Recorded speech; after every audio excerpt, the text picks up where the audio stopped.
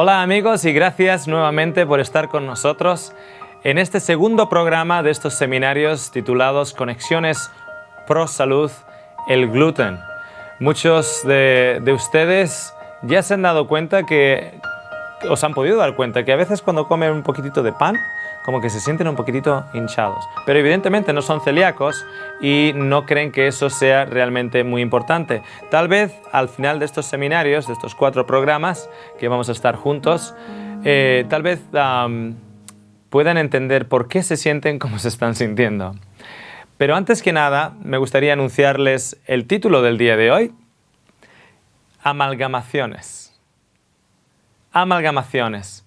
En el pasado programa habíamos comenzado a hablar de lo que el padre de la genética realizó en el siglo XIX, a finales del siglo XIX, pero realmente no hemos indagado en ello y esta es la hora en la cual vamos a especificar muchas de las cosas que han sido introducidas actualmente en el consumo o en la creación de alimentos, especialmente como nuestro programa está dedicado al gluten, especialmente en el trigo. Quiero que lean conmigo este aviso antes de comenzar. Sepa que estos seminarios están diseñados para compartir información con el público en general. La información presentada no ha de ser interpretada o usada para el tratamiento de casos individuales. Consulte con su profesional de la salud. Y para ello, al mismo tiempo, no solo le estamos dando información, sino le estamos poniendo las referencias para que usted allá en su casa, si tiene internet, pueda tener acceso a la mayoría de estas referencias. Algunas de ellas va a tener que usted registrarse y posiblemente pagar. O lo que puede hacer es mirarme la cara y decir, bueno, este se ve un hombre medio honrado, así que voy a confiar de que lo que me está poniendo en la pantalla realmente está referenciado y esas referencias son correctas, ¿okay? Pero definitivamente les invito a leer los artículos completos donde estas citas están sacadas. Y eso lo puede conseguir en la mayoría de los casos gratuitamente. ¿Okay? Bien, concluíamos la sesión anterior trayendo a mente al padre de la genética, Gregor Mendel, que fue el primero en comprender la genética de la herencia y la segregación.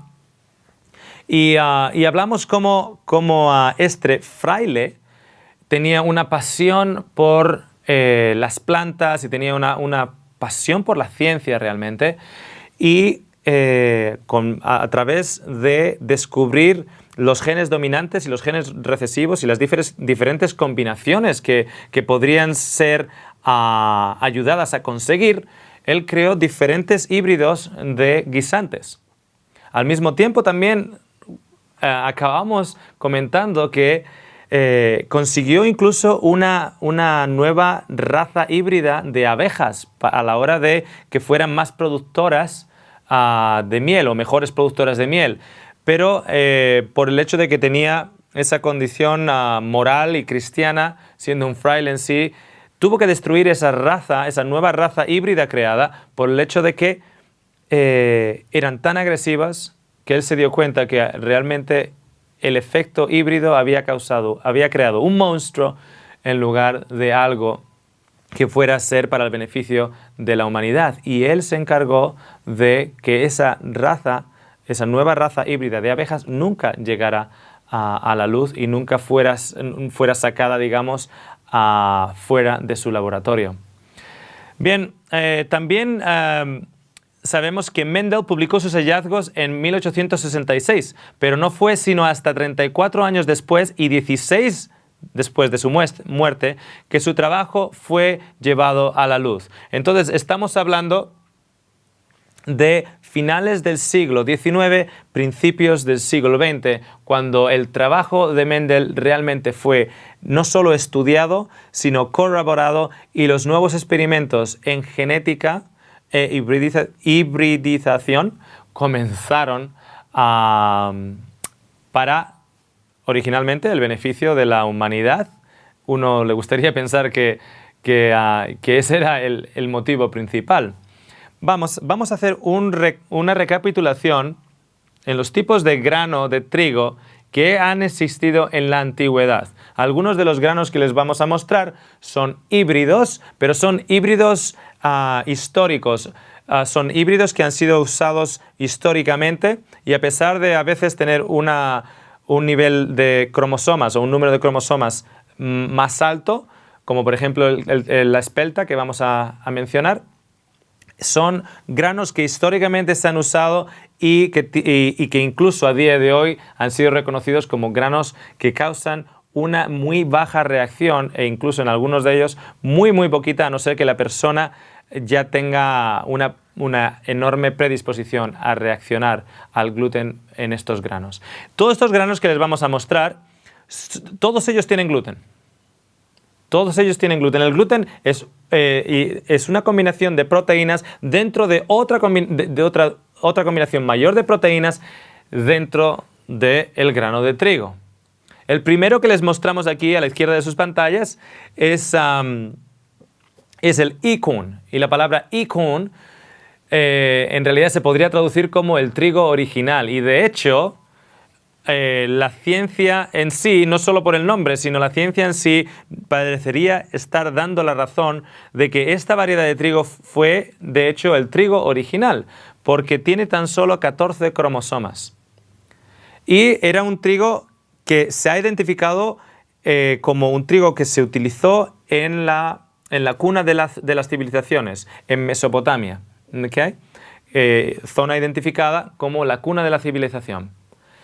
Y este trigo original que tenía gluten, ¿okay? Tenía un gluten o una formación de proteínas o péptidos en cuales las uniones de los diferentes aminoácidos eran suficientemente firmes para mantener la estructura, pero al mismo tiempo suficientemente frágiles para cuando, al estar expuestos por los jugos al grano, los carbohidratos siendo impregnados por la amylase de la saliva y luego la proteína por el ambiente ácido del estómago, esas cadenas de aminoácidos podían fácilmente ser rotas. Más adelante les voy a explicar exactamente cómo el cuerpo asimila aminoácidos y cómo el cuerpo, si no es capaz de romper esas cadenas de aminoácidos, tenemos una proteína completa que el cuerpo no puede asimilar, el cuerpo no puede llegar a asimilar. ¿Okay?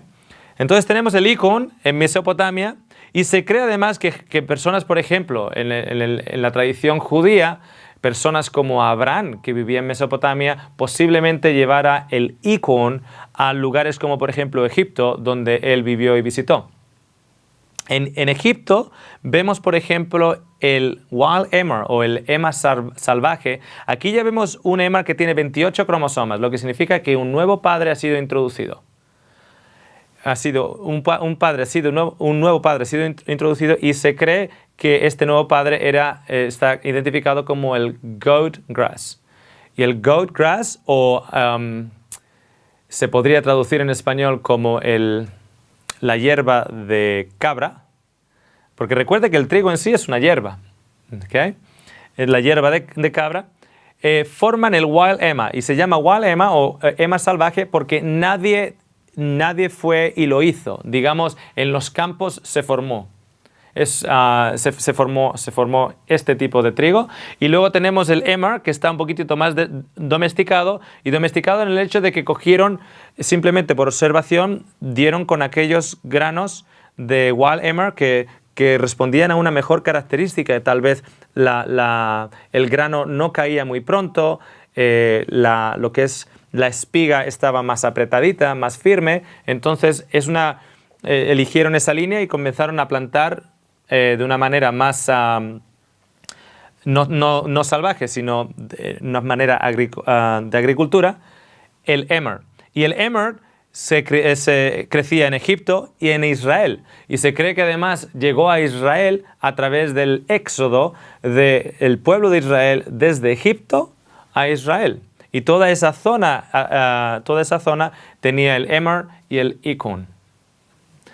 Se cree además que esta variedad de trigo, el emmer, fue el que el histórico José guardó en Egipto por más de 7 años para tener pan que pudiera salvar a la nación egipcia.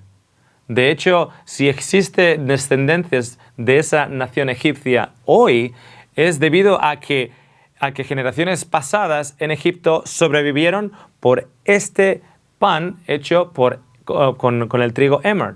Igualmente que el icun, el emmer, tiene el gluten que tiene el emmer tiene péptidos de aminoácidos, proteínas formadas que son suficientemente firmes para mantener la estructura, pero a través de la saliva, de los jugos gástricos, etc., esas uniones entre aminoácidos son al mismo tiempo suficientemente frágiles para romperse y que luego el cuerpo en el duodeno y otras zonas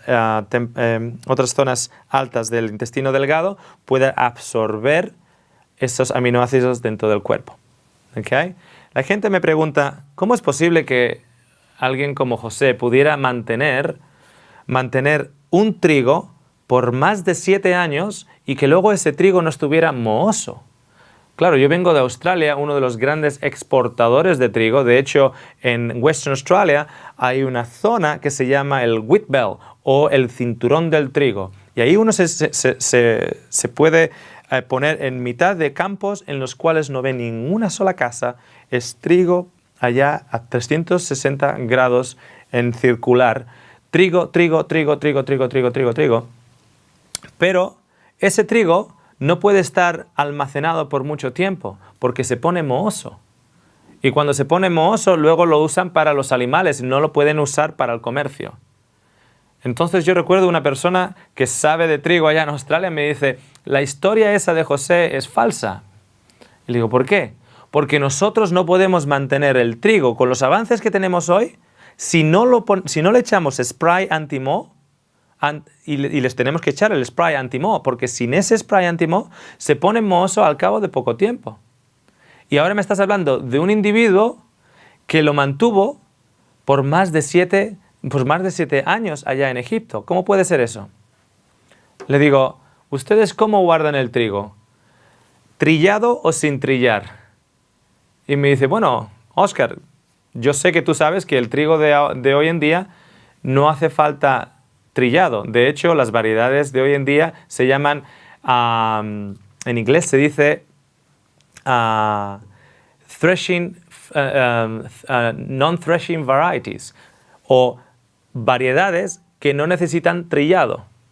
Cuando la máquina está recogiendo el grano en sí está pasando por unos conductos y hay una pequeña manguera con viento potente y el mismo viento simplemente quita la carcasa de ese grano. No necesitan ser trillados. Antiguamente había lo que se llamaba el suelo del trillado y antiguamente se ponía el grano, el emmer, por ejemplo, se ponía el trillado se ponía el trigo, y se trillaba. Y luego había que llevarlo a las eras para que el viento pudiera llevarse la carcasa, digamos, de ese trigo. Pero las variedades de hoy en día no necesitan trillado, se llaman non-threshing varieties, no necesitan trillado. El caso es que cuando nosotros ponemos a guardar el trigo sin la carcasa, ese trigo está más dado a ponerse mohoso. Por eso el emmer se guardaba con la carcasa y no se trillaba, solo se trillaba la cantidad que se iba a usar, digamos, en una época cercana, digamos, en los siguientes 3 meses, en los siguientes 6 meses, etc. Pero el que se tenía que guardar como reserva para hambre no se trillaba, porque de esa manera no se ponía mohoso. La carcasa lo cuidaba. Por eso podía tener el emmer 7 años y todavía ser comido. Por eso el trigo de hoy en día se pone mohoso y si no le ponemos el spray para anti-moho, se nos echa a perder. Otro trigo, en este caso ya un híbrido, una combinación de dos diferentes familias de trigo establecido, es el durum. El durum significa duro y es de donde sale la pasta, por ejemplo. Y la pasta pone 100% trigo de durum. Este trigo, por ejemplo, se da más en el Mediterráneo, la zona de Italia. Normalmente no se puede hacer un pan, históricamente, salvo en Sicilia. Eso es lo que yo entiendo, salvo en Sicilia, que hay un pan típico de durum, y este pan típico sale tan duro que parece un ladrillo. ¿Okay? Salvo en Sicilia se usa, pero no tiene esa elasticidad que otra variedad puede tener. Entonces el durum es un híbrido histórico, pero no es un trigo que se pueda usar, por ejemplo, para un pan de molde. Entonces se ha destinado más a la pasta, etc. Aquí empezamos a ver un híbrido histórico. Otro, por ejemplo, es el camut, también un híbrido histórico en el cual tenemos ahora ya 28 cromosomas también, igual que el Emmer. Y a diferencia del Emmer, el camut también es un híbrido. ¿Qué significa con un híbrido? Pues tenemos dos especies definidas y a través de un sistema de polinización tenemos una tercera variedad que ha nacido. Entonces, cuando esa tercera variedad que ha nacido tiene unas características diferentes y los agricultores de aquel entonces ven y dicen, mira, pues esta en particular sabe un poquito más diferente, sabe así como tostado, como si el grano estuviera tostado, es un poquito más grande. Pues ahora aíslan esa variedad y empiezan a plantarla. Pero ahora ya están plantando un híbrido natural. O sea, un híbrido en sí. Es naturalmente, ha ocurrido en los campos, pero es un híbrido. ¿Okay? De todas maneras, el camut, así como la espelta, que vemos a la derecha, es un híbrido, que ven a la derecha de sus pantallas, son híbridos naturales, antiguos, y han sido usados históricamente. Tenemos ahora el trigo moderno, que es el que se usa en la mayoría del mundo o alrededor del mundo. Y ese trigo moderno tiene 42 cromosomas, así como la espelta tiene 42 cromosomas, y este trigo no existía en la época de los romanos, no existía en la época de los judíos, no existía en Egipto, no existía, es una variedad actual, por eso se llama el trigo moderno. Si usted, por ejemplo, ve cuadros o pinturas o obras de arte antiguas que están anunciando la cosecha del trigo tan famosa, usted está viendo, por ejemplo, un trigo así de alto, o a veces trigos más altos. Cuando usted, por ejemplo, está viendo el trigo moderno, en la mayoría de los casos, es un trigo así. Y algunos hasta más pequeño. Y están totalmente listos para segar. Claro, cuando nosotros tenemos una variedad de trigo que es aquí así, ganamos en varios aspectos. Ganamos en el hecho de que tenemos el grano y tenemos la paja. Y tenemos tan poca paja que tenemos poco gasto, poco desecho. No estamos generando el mismo desecho que si el trigo estuviera hasta aquí arriba. Al mismo tiempo, ganamos en el hecho de protección, porque cuando el trigo está más alto, cuando viene el viento, va a haber más riesgo de que esa planta se caiga o se dañe. Mientras que si la planta es más baja, pues el viento no le va a afectar de la misma manera. Entonces vemos que tiene sentido, por ejemplo, al mismo tiempo, cuando estamos con las máquinas a la hora de segar. Cuando las máquinas están segando un trigo que está por acá, es mucho más fácil que segar, y hay menos pérdida que segar un trigo que es mucho más alto. Entonces es conveniente a la hora de la maquinaria y la ingeniería y el diseño, es conveniente a la hora de que hay menos gasto de paja, hay menos esfuerzo para que la planta crezca a esta altura, lo que significa que lo puede poner ese esfuerzo en generar más grano y con lo que aumenta la producción.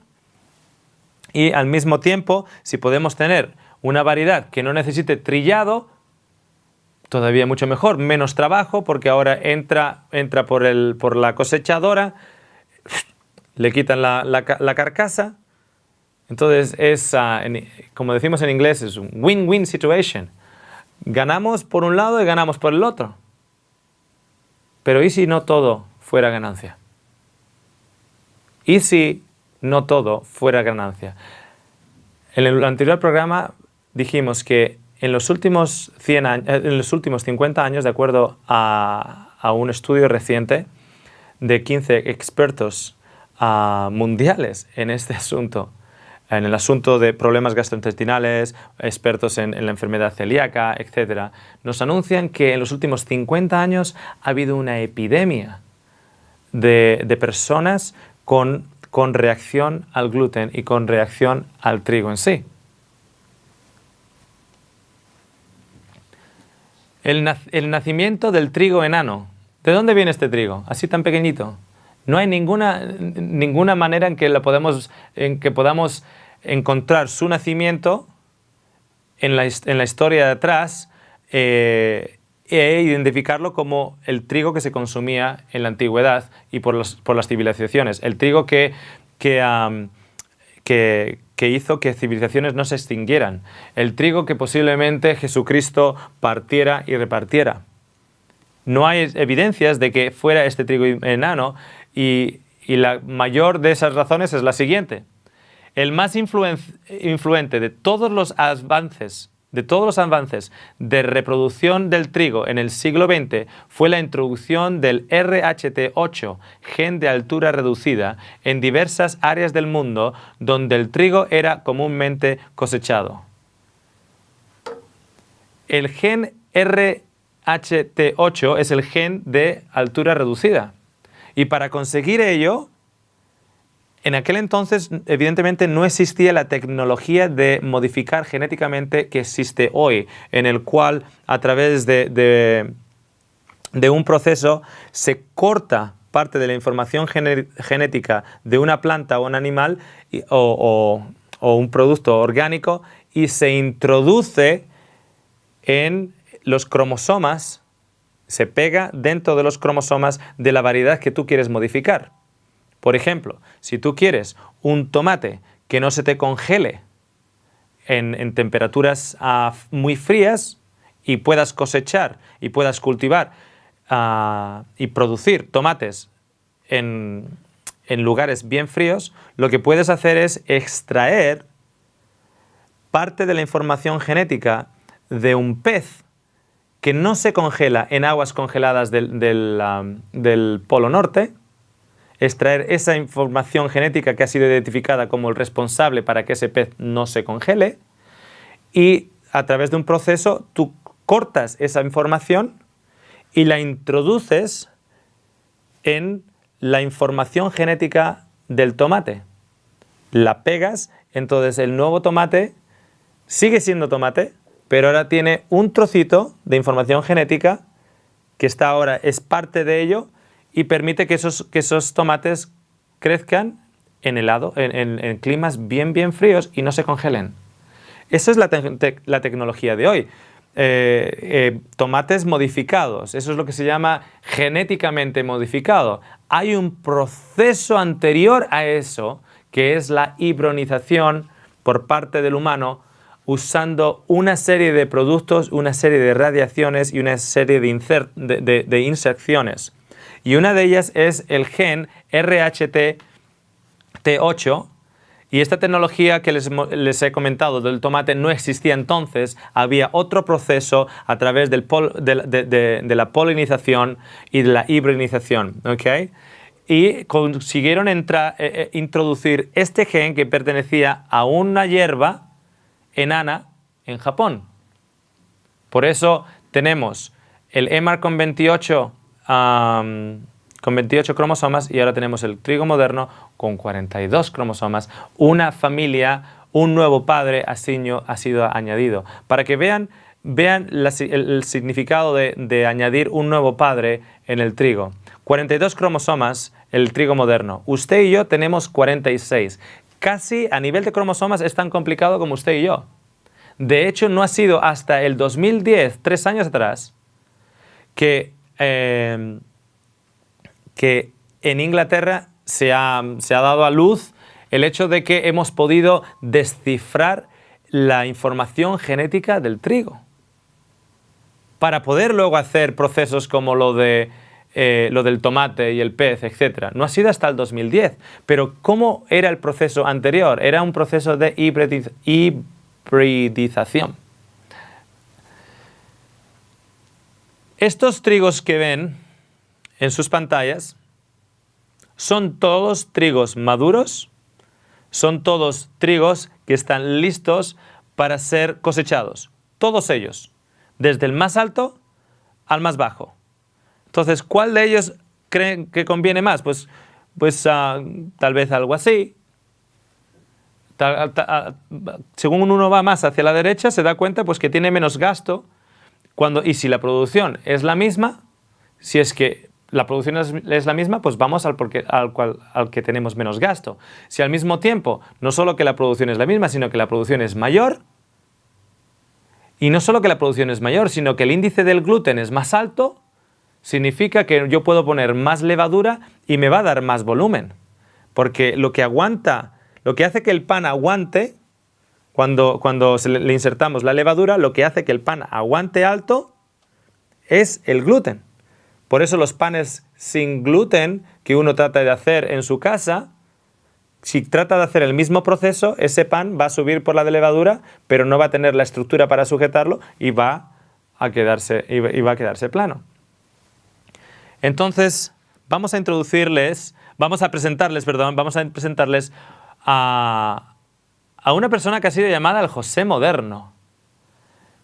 Según Times Magazine, los esfuerzos del Dr. Norman Borlaug por desarrollar e introducir variedades híbridas de cereales en la agricultura de los países en desarrollo son de mérito histórico. Se estima que 1.000 millones de personas fueron salvadas de morir de hambre. Es por ello que el Dr. Borlaug ha sido considerado el José moderno, aquel que a través de sus esfuerzos en el área de los granos ha conseguido que miles y miles y miles de personas no hayan muerto de hambre.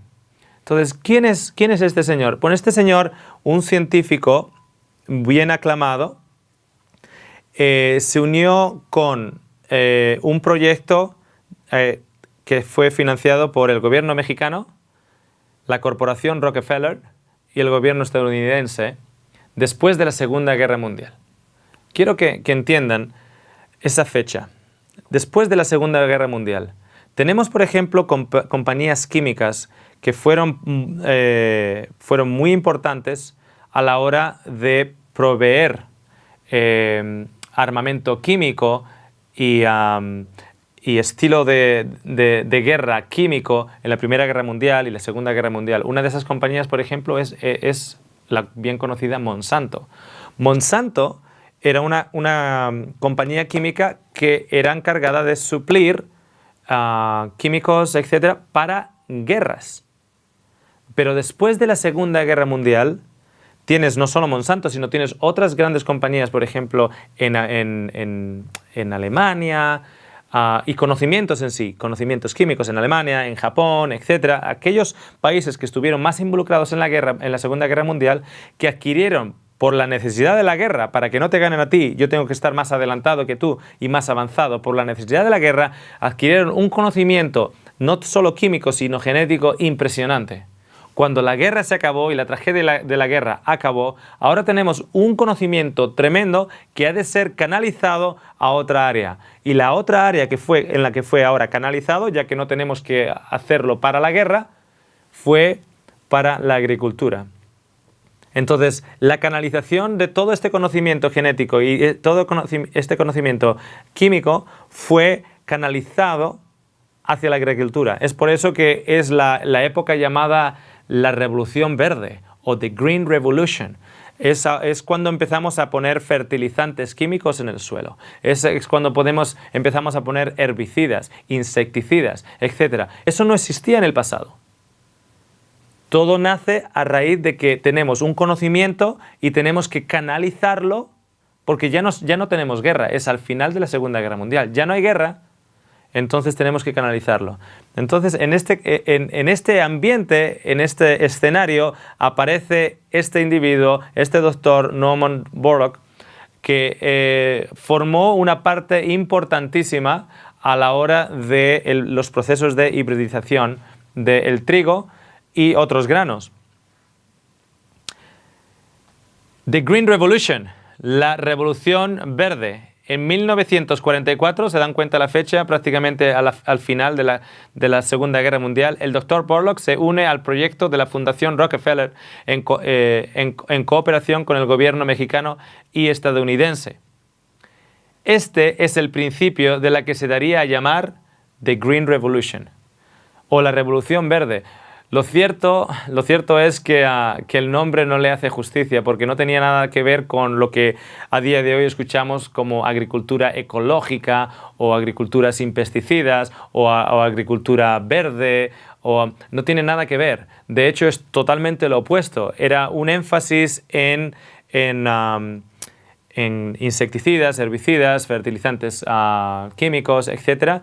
Un énfasis en grandes extensiones, donde los minifundios, las propiedades pequeñas, eran retiradas para las grandes extensiones. Fue una época en la cual, por parte de la ingeniería mecánica destinada a la agricultura, evolucionó tremendamente y los modelos básicos de cosechadoras mecánicas y a vapor realmente tomaron forma y actualmente en una feria de agricultura uno puede ver unas máquinas impresionantes a nivel de ingeniería.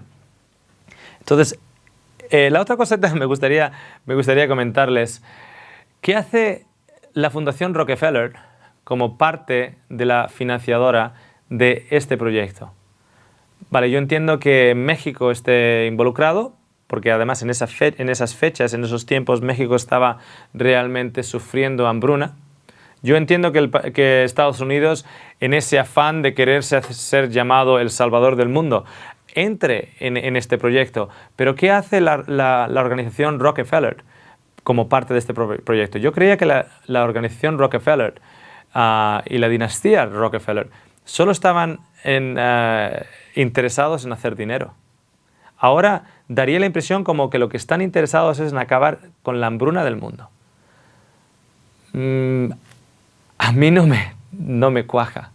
A mí no me llega al sentido común de que no haya nada de interés, solo un interés humanitario por parte de la corporación Rockefeller en este proyecto. Y de hecho, hay un enorme negocio actualmente y en los últimos 50 años en la agricultura. Un tremendo negocio. Los países y los gobiernos sponsorizan a diferentes ramas de esa agricultura. Si uno quiere plantar un grano como por ejemplo la quinoa, no recibe ningún tipo de sponsorización gubernamental. Sin embargo, dependiendo qué variedades de cosas yo voy a plantar, si quiero plantar por ejemplo maíz que sea genéticamente modificado, y aquí en España uno va por las carreteras y ven estos campos de maíz con un letrerito y con unos números, etc. Y claro, el campesino recibe dinero por plantar estas variedades. ¿Pero qué tipo de variedades son? Son variedades que están patentadas, son variedades que dependen de una serie de fertilizantes químicos, insecticidas, etc. Entonces hay un auténtico negocio formado en toda esta infraestructura. Seguimos. Borlaug y sus colegas desarrollaron variedades resistentes a la sequía y a la corrosión. Estas fueron posteriormente cruzadas con variedades japonesas de hierbas enanas. Con ello se llegó a producir un híbrido suficientemente corto o pequeño como para sobrevivir los vientos y se canalizó el crecimiento del grano.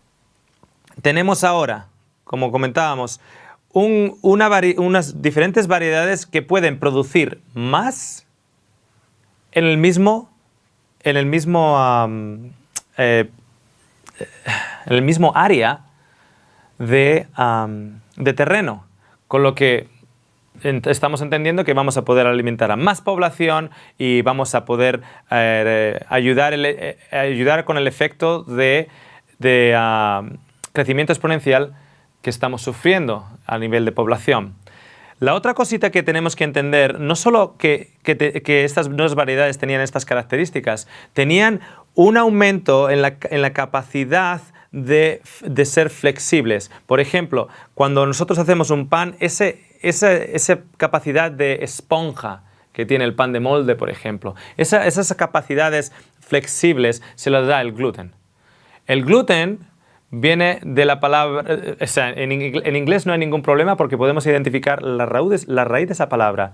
Gluten es glue, es pegamento. De hecho, el concepto de gluten es lo que une. Por eso, de pequeños usábamos periódico, lo mojábamos con harina y con agua y hacíamos pegamento y hacíamos figurines con ello y quedaba todo pegado. La propiedad era el gluten en sí, era el pegamento.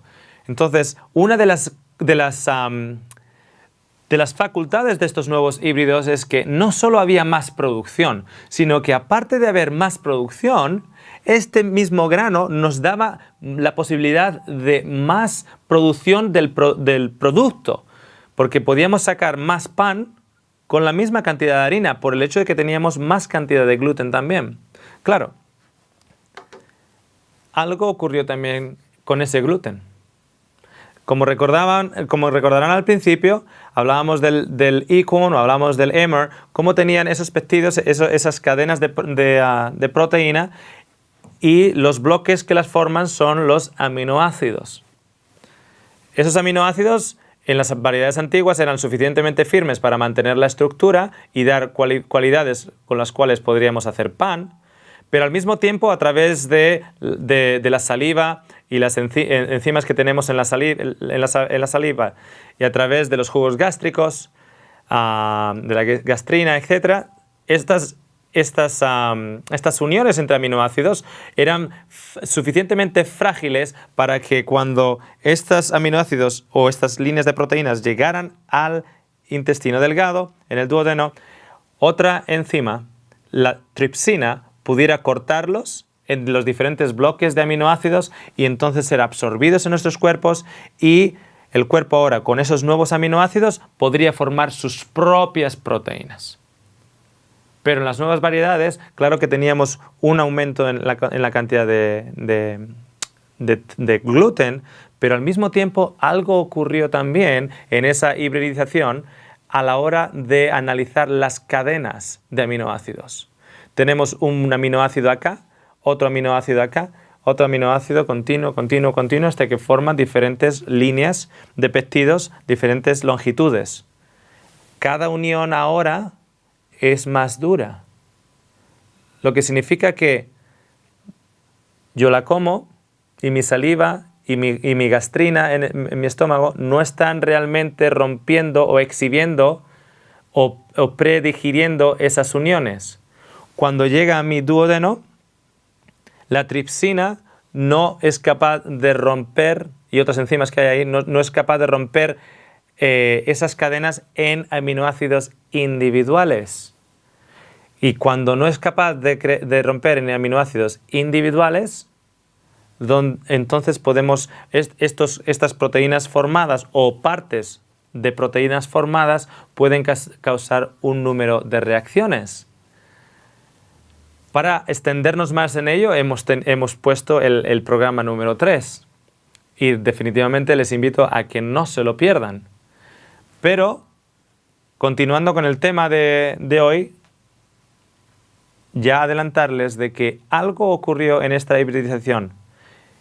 Fue no solo en la cantidad de gluten, que era más alta, sino que en las uniones entre esos aminoácidos eran más duras, más fuertes.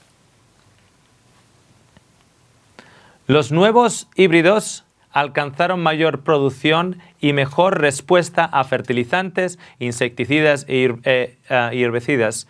Variedades se desarrollaron para ser resistentes a las diferentes plagas agrícolas.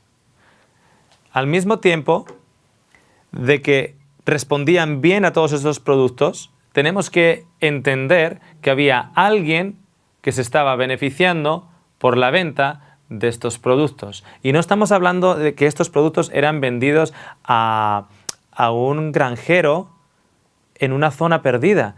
Estamos hablando de millones de toneladas de un producto que se estaba comercializando primeramente en Pakistán e India, pero que a raíz de entonces se extendió alrededor del mundo. Tenemos entonces una dependencia ahora de fertilizantes y tenemos una dependencia de aquellos que saben crear los fertilizantes. Si no, no podemos nosotros cultivarlos. Tenemos ahora una subvención gubernamental en muchos países para adoptar estos tipos de granos. Con lo que al granjero y al agricultor pues le conviene realmente ir por este lado que por el lado tradicional, donde no hay subvención, no hay esas ayudas, etcétera, etcétera, etcétera. Y evidentemente no tiene la misma cantidad de producción. Hay también el aspecto de estas nuevas variedades fueron también desarrollando características que las hacía variedades a las cuales los insectos no se solían acercar mucho. Eran resistentes a las plagas. En otras palabras, el saltamontes no podía llegar y arrasar un campo. El saltamontes no se lo comía. Y eso para nosotros nos tiene que llegar alarmas y campanas en nuestro entendimiento. Si el saltamontes ya no lo come, ¿me entendieron? Estas variedades desarrollaron la características para que los insectos no las afectaran. Mi hermano suele ir a comer setas, a recoger setas de los montes allá en el País Vasco. Y él me decía, bueno, si uno no está seguro y realmente quiere comer, digamos por supervivencia o lo que sea, quiere comer, come de la seta que tiene un mordisco de animal. ¿Por qué? Porque el animal sabe cuál comer y cuál no comer. Normalmente aquellas que se ven bonitas y ninguna la ha tocado es porque son venenosas. Eso con las setas. Las nuevas variedades, a través de este experimento de la Green Revolution o la Revolución Verde, no se las comen los insectos. Pero eso es bueno porque de esa manera no tenemos plagas. Pero nosotros sí las comemos. En 1968, México, Pakistán, India se convierten en exportadores de los nuevos híbridos. En 1970, el doctor Borlaug recibe el premio Nobel. Este científico está considerado una de las personas más influenciales del siglo XX. No es un científico del que nadie sabe. Está considerado una de las personas más influenciales del siglo XX. Y estas variedades comenzaron a introducirse primero en países de desarrollo, en países con hambre, hasta que estos mismos países se convirtieron en exportadores de este grano. Alrededor de los 70, con la guerra de Vietnam en pleno auge, las mujeres en Estados Unidos reclamaban al gobierno de Richard Nixon, que bajara el precio del pan. Y Richard Nixon habló con su ministro de Agricultura. Y fue cuando entonces la Green Revolution, la Revolución Verde, fue introducida en Estados Unidos. Las pequeñas granjas se quitaron y las grandes extensiones se abrieron. Lo mismo ocurrió en Canadá. El proceso es el siguiente. Primero, países en vías de desarrollo, países en necesidad. Y luego, países más modernos, países industrializados, países como el nuestro. El proceso es el mismo y incluso para los nuevos productos, las nuevas semillas que han sido genéticamente modificadas. Por ejemplo, la soja y muchos otros productos que en la gran mayoría han sido genéticamente modificados, a no ser que usted pueda comprar una que sea certificada, que no ha sido genéticamente modificado. ¿Saben cómo realmente se introdujo esos productos genéticamente modificados primero en el mercado? Como la canola para el aceite vegetal o la soja para el aceite vegetal y muchos productos. Fueron introducidos en países de desarrollo o en países que necesitaban ayuda como ayuda humanitaria. Entonces, mucho fue llevado a África como ayuda humanitaria. Así que nosotros quedamos súper bien. Quedamos como que estamos ayudando al mundo y nadie se entera de lo que estamos realmente haciendo. Estamos usando ahora a toda una nación, a todo un continente, como conejillo de Indias para experimentar con estas nuevas tecnologías de cambio genético en la información de diferentes comidas. Y cuando vemos que aquellos en África no tienen una reacción muy notable, luego lo introducimos en Canadá, luego lo introducimos en Estados Unidos, luego hablamos con los gobiernos en Europa y decimos, nosotros les vamos a ayudar a la hora de sponsorizar y subvencionar ciertos tipos de grano, de maíz, de trigo, etc. Y Australia lo adopta, Europa lo adopta.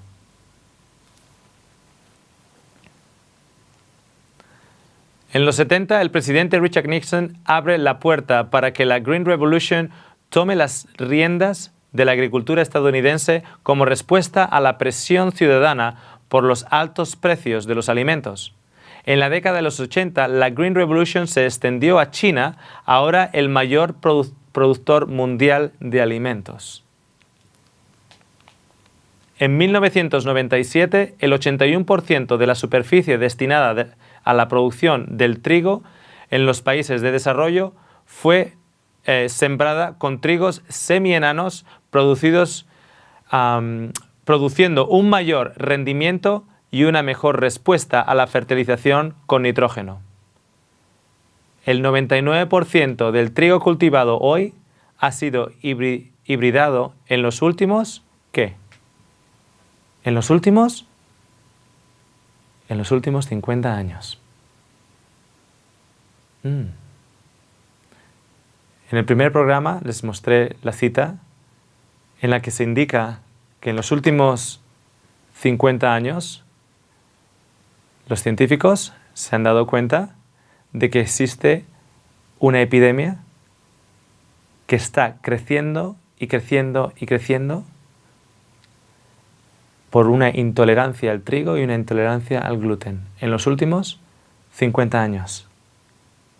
En los últimos 50 años también ha sido cuando ha ido creciendo y creciendo y creciendo no solo la producción, sino el consumo de variedades que no existían en el pasado. Así que la producción de trigo crece y la población también crece. Pero esa producción de trigo está creciendo sin aportar nuevos campos.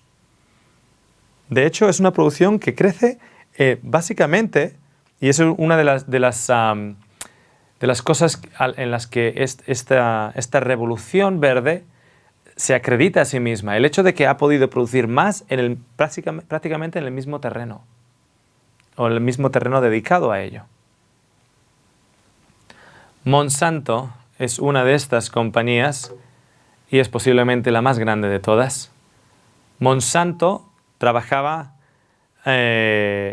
y para el gobierno americano y los aliados durante las guerras mundiales, la Primera y la Segunda Guerra Mundial. Cuando acabó la Guerra Mundial, comenzó a canalizar sus esfuerzos y su conocimiento biológico en la agricultura. Por ejemplo, hay un producto que se llama Roundup. Roundup es un herbicida Y tenemos, por ejemplo, diferentes semillas que tú las plantas, y si son semillas que vienen de Monsanto, tú las plantas y esas semillas crecen. Y si hierba sale alrededor de esas semillas y tú temes que esa hierba va a causar, le está robando nutrientes a tu planta, etcétera, etcétera, etcétera, tú puedes echar el spray de Roundup. Entonces la hierba que está alrededor de tu planta muere, pero tu planta no muere. Y el trigo es una hierba y no muere. Monsanto significa Monte Santo. Y no puedo evitar pensar que hay una especie de espíritu negativo en todo esto. Un espíritu de lucro en todo esto y un jugar a ser Dios. Porque es como que alguien está subido en el Monte Santo jugando a ser Dios. En 1997, Monsanto registra en Estados Unidos el químico de hibridación utilizado hasta entonces para la creación de nuevas variedades de trigo. En el 97, ellos patentan este químico, porque Monsanto le gusta patentar. De hecho, Monsanto es el dueño del 90% de las semillas que se plantan en agricultura en el mundo de hoy. 90% de las semillas que se están plantando en el mundo a día de hoy son patentadas y pertenecen a Monsanto. Entonces tú cuando usas un producto patentado, aquel que es dueño del producto recibe un porcentaje. ¿Cómo uno puede patentar trigo? Bien fácil. Si ese trigo no existía en el pasado, tú lo has creado, tú puedes patentarlo. Yo no puedo patentar oxígeno, porque el oxígeno es algo que está naturalmente en la naturaleza, pero puedo patentar una bombona de oxígeno y el diseño de una bombona de oxígeno. Yo no puedo patentar una semilla yo no puedo patentar Emart, yo no puedo patentar Econ, yo no puedo patentar aquellos, pero si yo creo un híbrido, yo puedo patentarlo. Y el 90% de las semillas actuales están patentadas por Monsanto. Ese que se alza en el Monte Santo jugando a Dios. ¿Por qué está jugando a Dios? Está jugando a Dios porque está creando nuevas variedades y ahora nos está haciendo pagar por ellas. ¿Quieren saber cómo se llama este producto? Que fue patentado finalmente en el 97. El producto, el químico fue registrado con el nombre de Génesis. Le llamó Génesis. Estos que se suben en el Monte Santo, que juegan a ser Dios, le llaman al producto de hibridización que ellos utilizan para generar nuevas variedades, Génesis. Es el primer libro de la Biblia. Es el libro que indica que Dios fue el que creó, que Dios se levanta y se alza en el Monte Santo. Y ese monte es santo porque Dios está ahí. El pan de hoy, en su gran mayoría, el trigo de hoy es un híbrido moderno que no existía en el pasado. No existía. En el siglo XIX se sabía de 6 variedades históricas y definidas de trigo. ¿Okay? Si es 6 familias definidas, con pequeñas alteraciones aquí y allá, dependiendo de la región, el clima, etc., pero 6 básicas variedades, algunas de ellas de por sí incluso híbridas históricas, como le hablaba antes de la espelta o el camut. Quiero que ahora piensen en sus casas aproximadamente cuántas variedades de trigo existen hoy en día. Te voy a dar la referencia en la publicación Plant and Nutrition. ¿100? ¿200? Escucho 1000. 1500. ¿Hay alguien con 2000? ¿Ofrecen 2000? ¿Hay alguien que ofrece 5000? Recuerde, empezamos con 6 variedades definidas, históricas, con pequeñas variaciones aquí y allá, antes del siglo XX. ¿10.000 escucho? ¿Alguien ofrece 15.000? Miren a la pantalla. Más de 25.000 variedades en el día de hoy que no existían. No existían hace más de 50, 100, 150 años. Estas son las variedades de hoy. Es el pan de cada día. Pero ¿quién nos lo está dando? Porque hay una oración que dice, danos hoy el pan para hoy. Y es una oración a Dios. Pero estas 25.000 variedades, ¿de dónde vienen? No vienen de la creación, vienen de la hibridización.